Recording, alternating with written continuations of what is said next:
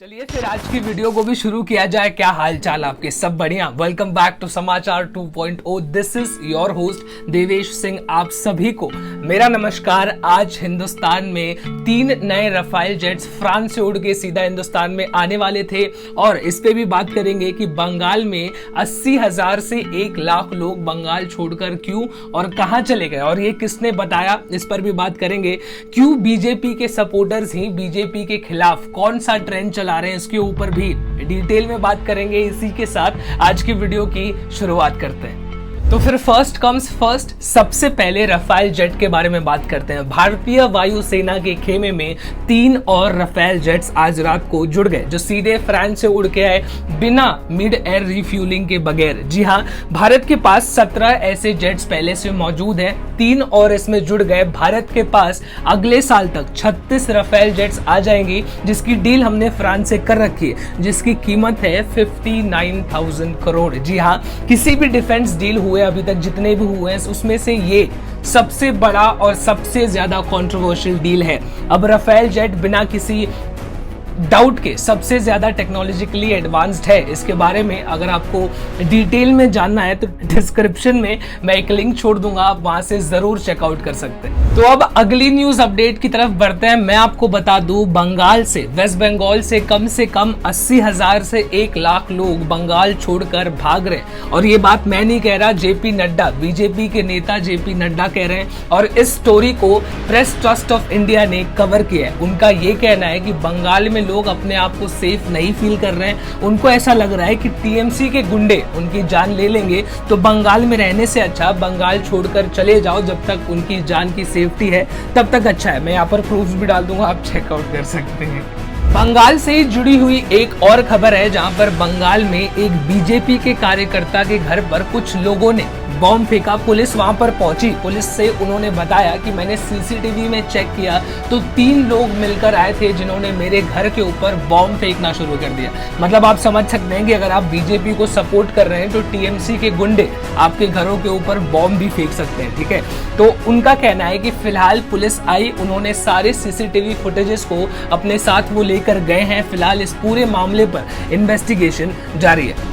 अब जो मैंने शुरू में बोला था कि मैं आपको बताऊंगा कि बीजेपी के जो एकदम कट्टर सपोर्टर्स हैं, एकदम कोर सपोर्टर्स जो बीजेपी के हैं, वही बीजेपी के अगेंस्ट में क्यों जा रहे हैं और उनके अगेंस्ट में ट्वीट क्यों कर रहे हैं। इतने ट्वीट किए जा रहे हैं यहाँ तक कि मतलब जितने भी बड़े बड़े कट्टर सपोर्टर्स हैं, मान लीजिए कि एल्विश यादव, लक्षय चौधरी, मतलब ये वो यूट्यूबर्स हैं जिनको मैं जानता हूं। ऐसे और कई लोग हैं, हजारों लाखों में लोग हैं जो बीजेपी के सपोर्टर्स थे, हैं और अभी उनके अगेंस्ट में ट्वीट कर रहे हैं। ट्विटर पे ट्रेंड हो रहा है कि स्पाइनलेस बीजेपी, बिना रीढ़ के हड्डी की है बीजेपी। क्यों बीजेपी के जो कोर सपोर्टर्स हैं, कट्टर सपोर्टर्स हैं, वो बीजेपी के इतने अगेंस्ट जा रहे हैं? क्योंकि बंगाल में जो घटना हो रही है उसके खिलाफ लोगों की ये उम्मीद है कि बीजेपी कुछ एक्शन लेगी, अपने सपोर्टर्स को, अपने कार्यकर्ताओं को और अपने लोगों को जरूर बचाएगी। लेकिन बीजेपी ऐसा कुछ करती हुई नहीं नजर आ रही है, जिसकी वजह से जनता जो है, लोग वो काफी ज्यादा नाराज हैं। ट्विटर पे वो ट्रेंड करा रहे हैं कि स्पाइनलेस बीजेपी और ऐसी कई सारी चीजें। मैं आपको बता दूं, एक वीडियो सोशल मीडिया पर काफी ज्यादा वायरल हो रही है, जहां पर ये बातें कही जा रही हैं कि एक पार्टी प्रेसिडेंट है या कोई संघ का प्रेसिडेंट है बीजेपी की तरफ से, वो अपनी वीडियो में बता रहे हैं कि कैसे लोगों के घरों में घुस कर उनकी जान ली जा रही है। अब उनको बस बीजेपी से ही उम्मीद है कि उनकी जान बचाई जाएगी। यहाँ तक कि प्राइम मिनिस्टर नरेंद्र मोदी ने, जब भी ममता बनर्जी ने ओथ ली, शपथ ली as chief minister of West Bengal, तो उन्होंने कॉन्ग्रेचुलेट किया, जिसके ऊपर ट्विटर यूजर्स और ज्यादा आक्रोश में आ गए कि हम ये उम्मीद कर रहे थे कि ये बंदा वेस्ट बंगाल में प्रेसिडेंट रूल लगाएगा, लेकिन ये तो शपथ लेने पर कॉन्ग्रेचुलेट कर रहा है। इस वीडियो पर एक नजर डालिए। सर जी, हम लोग को बचाइए सर जी, हम लोग को मार दे रहा है, सबका घर लूट कर रहा है, सबका घर में आग लगा दे रहा है, बीवी बाल बच्चे सब खत्म हो जा रहे हैं। सर जी, आप लोग हम लोग को बचाइए, हम लोग मर जाएंगे सर जी, सब कुछ खत्म कर दे रहा है। ऐसे कैसे होगा? बंगाल में हमारा जो डैमर है ना सर जी, वो अभिषेक बनर्जी का कॉन्स्टिट्यूएंसी है। यहाँ पर सबका घर आग लगा दे रहा है, सब हिंदू का घर, कोई हिंदू का घर नहीं छोड़ रहा है, सबका घर पे आग लगा दे रहा है। मैं एक राज्य का लीडर हूँ, भाजपा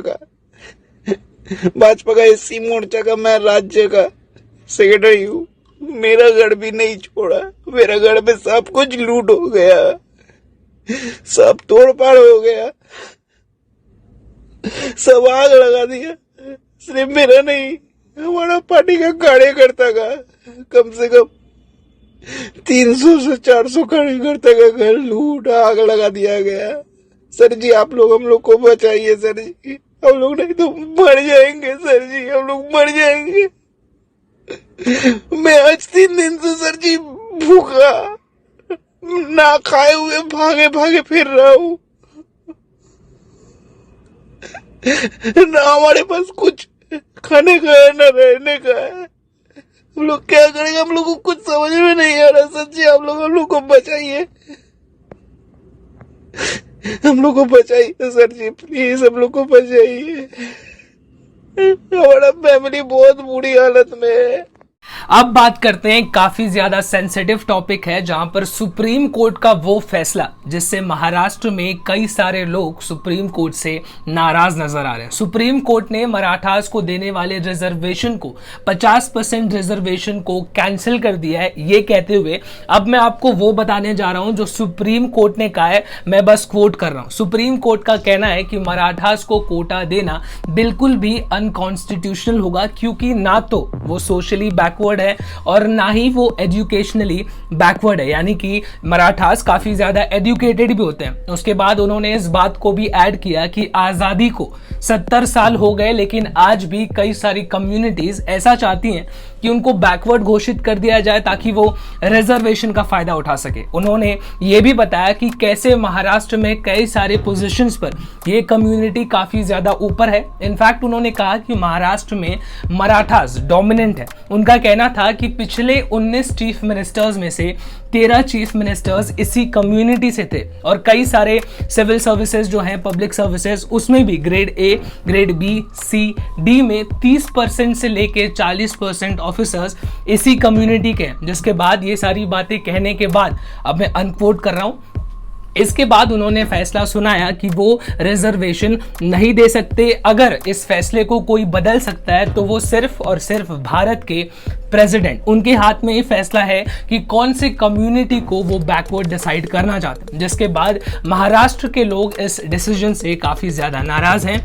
महाराष्ट्र के चीफ मिनिस्टर उद्धव ठाकरे का कहना है कि वो इस पूरे मामले पर प्राइम मिनिस्टर नरेंद्र मोदी से बात करेंगे और अगर जरूरत पड़ेगी तो वो उनसे मिलकर भी बात करेंगे और इस मामले में प्राइम मिनिस्टर नरेंद्र मोदी की दखल अंदाजी के लिए वो रिक्वेस्ट करेंगे और उनसे कहेंगे कि मराठास को कोटा दिलाया जाए। अभी मैंने आपको कल बताया था कि दिल्ली हाई कोर्ट ने सेंटर के खिलाफ कंटेम्प्ट शुरू कर दिया है कि उन्होंने ऑक्सीजन सप्लाई नहीं किया। सुप्रीम कोर्ट ने इस कंटेम्प्ट को रोक दिया है, ये कहते हुए कि सेंटर के ऊपर जो कंटेम्प्ट चालू किया गया है और उसके ब्यूरोक्रेट्स के खिलाफ जो कंटेम्प्ट शुरू किया गया है उसको रोक दिया जाए। ऑक्सीजन के इस मामले को लेकर उन्होंने कहा कि वो रिव्यू करेंगे कि दिल्ली को क्या सच में 700 मैट्रिक टन ऑक्सीजन की जरूरत है, लेकिन तब तक उन्होंने सेंटर से कहा है कि दिल्ली को जितने भी ऑक्सीजन की जरूरत है, इन्वेस्टिगेशन खत्म होने तक दिल्ली में वो सारा ऑक्सीजन पहुंचना चाहिए ताकि किसी की भी जान ऑक्सीजन की कमी से ना जाए। मैं आपको एक काफी इंटरेस्टिंग खबर सुनाता हूं माली से, जहां पर एक महिला थी, वो प्रेग्नेंट थी। डॉक्टर्स का कहना था कि वो कम से कम 7 बच्चों को जन्म देंगी, यानी कि डॉक्टर्स ने ये पता कर लिया था कि उनको 7 बेबीज पैदा होने वाले, लेकिन डिलीवरी के वक्त 9 बच्चे पैदा हुए। सारे बच्चे बिल्कुल भी सेफ हैं और सब बिल्कुल सही चल रहे हैं, 9 बच्चे एक साथ। अभी मैंने आपको बताया कि सुप्रीम कोर्ट का कहना है कि ऑक्सीजन की कमी की वजह से किसी की जान नहीं जानी चाहिए, लेकिन हमारे पास एक खबर निकल के आ रही है तेलंगाना से, जहां पर एक हॉस्पिटल में 11 पेशेंट्स की जान ऑक्सीजन की कमी की वजह से गई। वो ऑक्सीजन पर जिंदा थे, वो काफी सीरियस थे, लेकिन अचानक से हॉस्पिटल में ऑक्सीजन खत्म होने लगा, ऑक्सीजन लेवल ड्रॉप होने की वजह से उनकी जान चली गई। एक और खबर मैं आपको इसी के साथ बता दूं जो बेंगलुरु से निकल के आ रही है। बेंगलुरु सेकेंड वेव में सबसे ज्यादा हिट स्टेट है।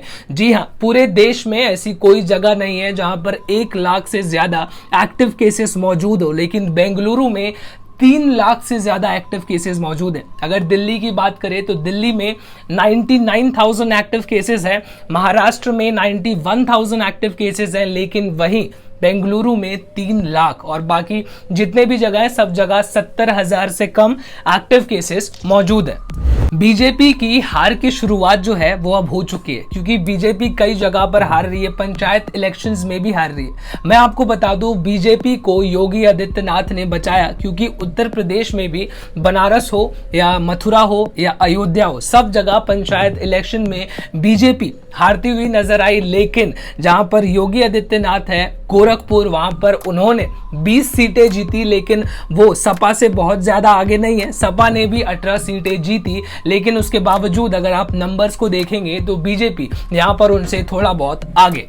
अब आपके लिए एक लास्ट और काफी इंपॉर्टेंट न्यूज कवर करेंगे। कल भारत देश में 4 लाख से ज्यादा कोविड केसेस रजिस्टर किए गए, 4,12,000 टू बी एग्जैक्ट, और लगभग 4,000 लोगों की जान गई, 3,980 लोग टू बी एग्जैक्ट। लेकिन मेरा ज्यादा फोकस जो है वो थर्ड वेव के ऊपर है, क्योंकि एक्सपर्ट्स का कहना है कि थर्ड वेव आएगा, सेकेंड वेव आएगा, ये भी एक्सपर्ट्स ने प्रेडिक्ट किया था, लेकिन सरकारों ने इसके ऊपर कोई खास एक्शन नहीं लिया, क्योंकि फर्स्ट वेव आया और वो लॉकडाउन में निकल गया। किसी को ऐसा नहीं लगा कि इससे कुछ सीरियस आगे होने वाला है, तो सरकारें सेकेंड वेव को देखते हुए आगे जरूर एक्शन लेंगी, या अगर नहीं लेने वाली हैं तो उनको जरूर लेना चाहिए, क्योंकि सेकेंड वेव ने काफी ज्यादा दहशत मचा रखी है, एक्सपर्ट्स का कहना है। और आंध्र प्रदेश में एक वेरिएंट, एक म्यूटेंट मिला है जो इस वेरिएंट से 15% ज्यादा खतरनाक है।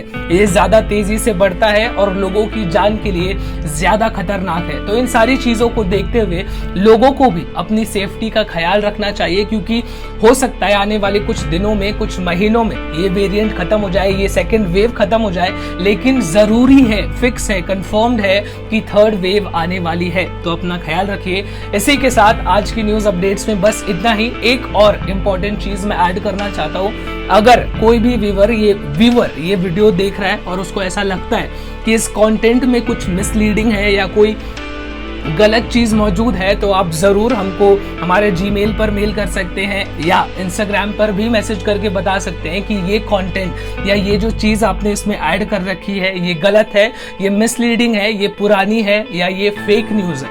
हम उसको तुरंत रेक्टिफाई करने के लिए बिल्कुल भी तैयार रहेंगे। इसी के साथ आज की न्यूज अपडेट्स में बस इतना ही। कल आपसे फिर से मुलाकात करेंगे, तब तक आप अपना ख्याल रखिए। This is me Devesh Singh signing off. जय हिंद।